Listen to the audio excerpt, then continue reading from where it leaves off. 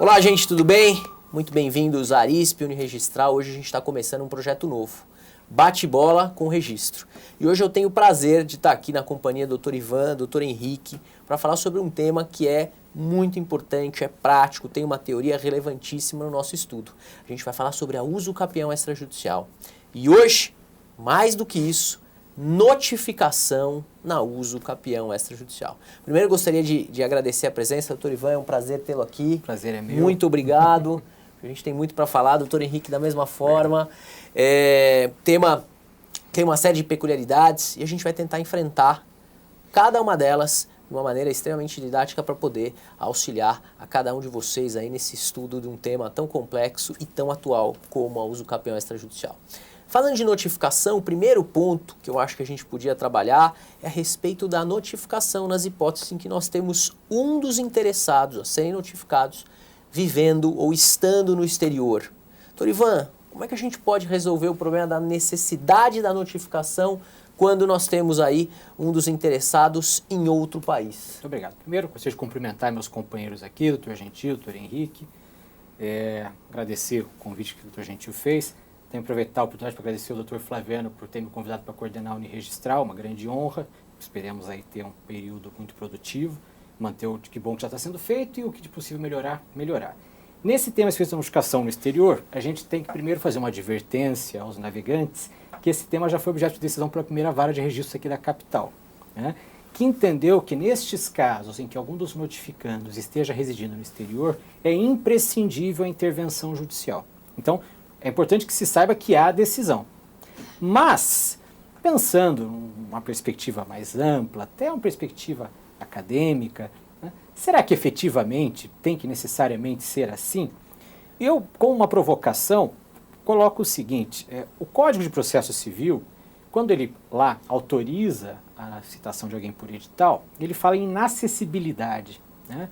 E Humberto Teodoro Júnior, ele distingue a inacessibilidade meramente física da inacessibilidade jurídica. Quer dizer, uma pessoa pode estar inacessível porque está fisicamente inacessível, num local onde ela não pode ser atingida, mas também juridicamente inacessível, numa situação que não há meios jurídicos de chegar até aquela pessoa, né? Será que para o registrador, que não dispõe de instrumentos como a carta rogatória, né, o fato de algum notificando estar no exterior não implicaria uma necessidade jurídica que, portanto, autorizaria a notificação por edital? Né? O que meus companheiros pensam sobre o assunto? Doutor Henrique. Bom, também igualmente gostaria de agradecer o convite honroso que eu recebi ao doutor Gentil, também meu colega, doutor Ivan, doutor Flaviano, estão todos de parabéns por toda essa iniciativa. E realmente é uma questão que aflige a nós. Como é que nós vamos proceder a esse tipo de notificação? É claro que a carta rogatória seria, em termos ortodoxos, o meio mais apropriado. E isso que o Código de Processo Civil assim estabelece. Mas, diante de um procedimento que nós temos que primar pela informalidade, será que seria realmente esse o caminho? Quer dizer, como é que o oficial se portaria diante de uma situação dessas? De acordo com a decisão que foi proferida aqui na Vara de Registros Públicos da capital, nós teríamos que nos socorrer, então, do Poder Judiciário, já me parecendo dentro de uma perspectiva jurisdicional e não propriamente administrativa. Sendo assim, será que o próprio, até colocaria uma questão suplementar, será que o oficial, se caso seguisse esse entendimento, ele poderia expedir um ofício ao juiz de uma vara, enfim, solicitando então uma providência dessa natureza, ou seria o interessado que deveria se dirigir ao juiz, né, competente para isso? Ou será que seria suficiente nos socorrermos do juiz corregedor para essa finalidade? Então, essa é uma visão ortodoxa, acho que a carta rogatória seria o meio cabível. Mas eu também concordo com o Dr. Ivan sobre a perspectiva de que a inacessibilidade pode também ser considerada, vamos dizer assim, uma válvula que poderia nos habilitar a expedir um edital de notificação.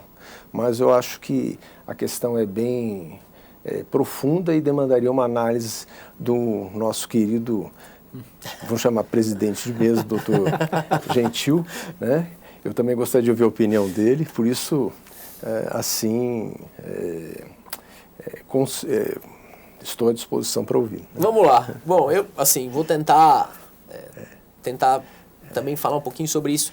Eu acho que a ideia da atividade é realmente atuar em prestígio à solução de conflitos, mas de maneira harmoniosa, de maneira a desburocratizar uma sistematização que toda ela é judicial até pouco tempo atrás, e, por outro lado, vislumbrar ou não possíveis conflitos judiciais. Então, pensando nessa notificação da pessoa que está em outro local conhecido, porém em outro país, o registrador sempre agiu, sempre atuou, e por excelência atua dessa forma na qualificação de títulos. No tocante ao uso capião extrajudicial, nós temos uma atuação diferenciada, porque ele confecciona o título passível de registro. Todo esse aparato, esse procedimento é feito na serventia do registro de imóveis. Então isso muda a perspectiva. Eu acho que, sabendo onde está aquela pessoa, havendo uma concordância daquela pessoa no tocante ao prosseguimento do expediente da uso capião extrajudicial, eu não vejo nenhum problema da gente tentar solucionar de forma simplificada. Por quê? Porque não haverá litígio, não haverá conflito, há uma aquiescência de vontades. Então, seja no envio de um e-mail, seja no envio de um e-mail com o retorno, a concordância expressa, talvez uma carta de próprio punho, inclusive, coisas que poderiam facilitar ao registrador a continuidade do prosseguimento ali, do procedimento administrativo, melhor dizendo, e com a certeza de que foi alcançada a finalidade da notificação, que é cientificar e, por outro lado, a inexistência de oposição. Dentro disso, e aí uma ponderação no momento do café que a gente estava tendo aqui, do Dr. Ivan, poxa, mas e se eu não tiver essa resposta por e-mail? Aí eu falo, bom, realmente, nós podemos ter uma dificuldade em que eu encaminho para o e-mail, mas eu não tenho ali qualquer tipo de retomada de informação, de retorno, e talvez isso me traga uma dificuldade em, será que efetivamente a finalidade foi alcançada, ou seja, a ciência foi alcançada? Eu vou dizer, bom, nessa situação eu vou ter duas possibilidades, a meu ver. Primeira, eu preciso partir para uma notificação judicial e, se precisar, eu suspendo o expediente para que ocorra essa providência pelo interessado, que era uma sistemática que era adotada na alienação fiduciária, inclusive quando a gente tinha dificuldade de localização. A época que eu estava na corregedoria, tinha expediente até da Caixa Econômica Federal com essa preocupação. Falou, olha, diante da ocultação, faço o quê? Eu preciso suspender a consolidação da propriedade, vou tentar realizar essa notificação na esfera judicial e depois retomo a consolidação, é possível outra formatação e assim por diante. Isso já foi devidamente resolvido, tanto à época na esfera administrativa, hoje também quanto à previsão legislativa na alienação fiduciária e tal, da intimação por hora certa. Não vamos discutir isso aqui, mas pensando nisso, eu teria o quê? Uma suspensão para uma notificação judicial? Acho possível. Mas será que em não havendo esse conflito, e às vezes a gente tem situações que são realmente assim de categórico reconhecimento, né? 20 anos, 30 anos, a pessoa já está ali há muito tempo, não conseguiu regularizar antes. Eu acho que o edital é uma saída muito bem-vinda, eu posso ter essa possibilidade, até porque a gente estava no dever de casa dando uma olhadinha no 216A, olhando ali o parágrafo 2º, parágrafo 13º, então a gente estava dando uma boa olhada no que a gente tem na lei de registros públicos e na impossibilidade, e essa impossibilidade pode ser compreendida de uma maneira mais ampla, impossibilidade de cientificação pessoal. Eu acho que a gente poderia então partir com a possibilidade aí da nossa intimação por edital. Acho que seria uma saída viável. Então é isso que o Dr. Gentil mencionou, então, de haver, por exemplo, um e-mail, uma carta. Isso é muito interessante, porque se a gente for pensar na maneira como a regulamentação vem no provimento do Conselho Nacional de Justiça, lá há um prestígio ao consentimento prévio de maneira ampla. Quer dizer, admite-se a substituição da própria notificação e do consentimento no procedimento se eu tiver outros elementos que demonstram consentimento prévio. Exatamente. Por exemplo, um contrato anterior, uma promessa quitada. Quer dizer, de alguma maneira isso implica não uma autorização, mas um consentimento mesmo, uma não oposição à aquisição da propriedade. Quer dizer, se isto, que não foi feito, pensado para o procedimento do escapamento judicial, foi feito por um outro motivo lá atrás, né? Serve como prova da anuência, por que não a manifestação, então, por algum outro meio menos ortodoxo do que comparecer no próprio procedimento, né, do sujeito que está no exterior. E quanto ao edital, eu acho que tem uma coisa interessante para a gente pensar também, e aqui já fazendo um gancho com o nosso próximo tema, que é o do edital eletrônico, né? Então imaginem lá que o edital, de maneira geral, então quando ele é publicado nas vias tradicionais, então tem que ser num jornal que circule na comarca. Então tem essa ideia, onde o jornal circula. Onde o edital eletrônico circula? É no mundo. Não é? Então talvez esta própria ideia do edital eletrônico sirva muito bem para esta intenção de se notificar alguém que está no exterior. O sujeito escreveu o nome dele no Google, vai cair lá num site com o edital eletrônico demonstrando que houve aquela notificação. Né? Então, e o que os meus companheiros pensam do edital eletrônico, da possibilidade de se utilizar no procedimento? O que pensam disso? Doutor Henrique, eu acho que a gente no primeiro tema já foi para o segundo, porque eles estão totalmente relacionados. Né? E realmente acaba sendo uma válvula de escape interessante para a gente tentar solucionar a questão da ciência, efetivamente.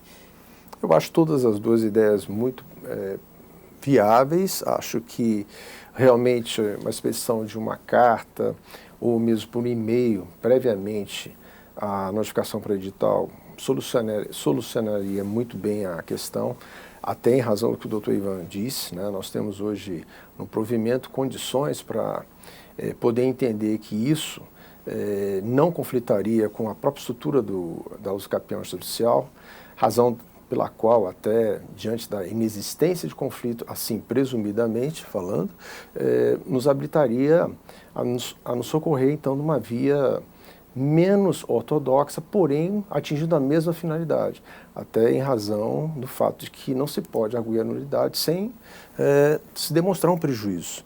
De forma que não havendo lide, que é exatamente o pressuposto do escapamento judicial, esse consenso pode ser tácito e evidentemente pode, né? Pelo direito anterior não poderia, né, o que travava muito a escapamento judicial. Então hoje nós podemos ter o consentimento tácito. Por que não então adotarmos esse tipo, né, de comportamento para que a gente possa alcançar essa finalidade? Com relação ao edital eletrônico, pelo que a gente também conversou, né, anteriormente, nós já temos uma regulamentação aqui no tribunal, que a escapamento judicial já admite essa possibilidade, né, do edital eletrônico, e o provimento 65 do CNJ está sendo cumprido, já está sendo atendido. De forma que eu também acho que, não sei qual a opinião. Então, só para ficar sentado, estamos todos de acordo que está autorizada pela normatização atual a publicação em edital eletrônico no escapamento judicial? De acordo? Sim, da minha parte, sim. E digo isso porque há colegas que têm dúvidas, então acho que é importante a gente deixar claro que em São Paulo, ao menos, já está normatizado. Já está normatizado, as normas de serviço já trataram disso. Acho que não há necessidade de normatizar novamente. Não, e o próprio provimento já tem todo esse indicativo, né, de autorização, então acho que sim. Confortável a sua aplicação. Mas então eu já vou aproveitar exatamente essa unanimidade para criar uma outra situação. Em que momento deve o registrador partir para o edital? Ou seja, como eu posso pensar num esgotamento de localização pessoal, seja na tentativa de 1, 2, 3 endereços, ou com providências administrativas para localização junto à Receita Federal, junto à Justiça Eleitoral, ou mesmo tudo isso substituído pela atuação do advogado, que é indispensável na formatação do requerimento inicial, dizendo que aqueles que não aqueceram expressamente encontram-se em local inacessível ou local incerto e assim por diante. Para mim, essa é a pergunta de $1 milhão. Quer dizer, se o advogado declara no requerimento, está em local inacessível, não tenho qualquer informação, isto basta ou deve o oficial realizar diligências? esgotar os meios, mas que meios, né? Eu acho que o doutor Henrique tem uma experiência interessante para compartilhar. Sim. Eu tive realmente, até nós estávamos conversando anteriormente, uma boa experiência, tive boa receptividade, né? Eu expedi ofício ao Instituto de Identificação de Criminalística aqui de São Paulo. O IRGD. Expedi também ofício à Justiça Eleitoral e expedi ofício à Receita Federal. Infelizmente, a Receita Federal me comunicou que não haveria condição de atendimento, porque nós não tínhamos convênio com a própria Receita. Acho que assim a gente pode até imaginar um trabalho aí que possa ser feito a nível de associação, para que a gente consiga ter uma maior efetividade nesse ponto. Mas as respostas que me foram dadas foram bem rápidas. Consegui, então, dinamizar essas notificações, expedir notificações para esses notificandos nos endereços que foram fornecidos por esses órgãos, endereços esses que não constavam no requerimento e que para o próprio advogado que peticionava não se cogitou dessa hipótese. Então eu vejo assim com um certo receio de não tentar localizar esses notificandos, claro, por esses outros meios, nos fiando apenas na palavra do requerente. Não que haja alguma dúvida em relação a isso. Às vezes até o advogado não tem elementos para informar. Exato. E quem pode informar é o próprio órgão público. Isso é uma experiência da Vara de Registros Públicos. Não, e o mais interessante até, essa coisa do... A gente já conversou, isso é estranho, porque... Nós estamos inaugurando o programa agora, é que o café que a gente tem prévio ao bate-papo oficial aqui, com o pessoal da equipe, é muito rico exatamente nessa situação, de trocar ideias e preocupações, angústias, desabafos, e aí a gente vai tentando alinhar uma série de assuntos. E acho que o grande ponto, e esse é o grande ponto, a meu ver, do sucesso da Usucapião, é que ele seja acompanhado pelo conforto na atuação do registrador. O registrador precisa se sentir confortável com os elementos que ele tem, porque é uma atuação diferente. E essa atuação diferente exige nesse começo um passo a passo, talvez com alguns entraves mais naturais, algumas cautelas indispensáveis, para a gente poder entender um pouquinho, né? É um procedimento novo. Imaginando que a Usucapião extrajudicial, introduzida pelo Código CPC 2015, aí a gente tem a alteração por provimento. Nós estamos aí pensando no provimento 65 de 2017. A medida provisória 759, que foi aí de dezembro de 2016, convertida em lei em 2017. Então, tudo ainda é muito novo. E até a gente conseguir assentar algumas coisas, temos que amadurecer. Eu acho extremamente louvável e acredito que essa seja a melhor saída. Ou seja, o registrador não está convicto, vamos então tentar algumas diligências. Olha, realmente, esgotei minimamente o possível para localizar. Não localizei, talvez eu tenha essa válvula aqui de escape, porque é o edital, ótimo, vamos partir para ela. Mas eu acho recomendável ainda uma atuação, até a gente conseguir ter um número maior de recursos, com convênios para acessar, seja a Receita Federal, sejam outros órgãos públicos. Como é que vai ser a atuação do juiz corregedor, né, para talvez fomentar e possibilitar algumas situações em que a gente possa ter uma zona de conforto maior nessa notificação. Então, acho que tudo isso ainda precisa ser amadurecido. E é muito importante recordar que o Usucapião extrajudicial, ele não tem a estabilidade que tem o Usucapião judicial. O Usucapião extrajudicial não transita em julgado. Então, o máximo de nulidades e problemas que se puder evitar é melhor para que no futuro não haja um questionamento, um cancelamento e, eventualmente, repercussões em todo um histórico ali de registros posteriores. Né? Sem dúvida nenhuma. E há outros meios também que podem auxiliar a localização.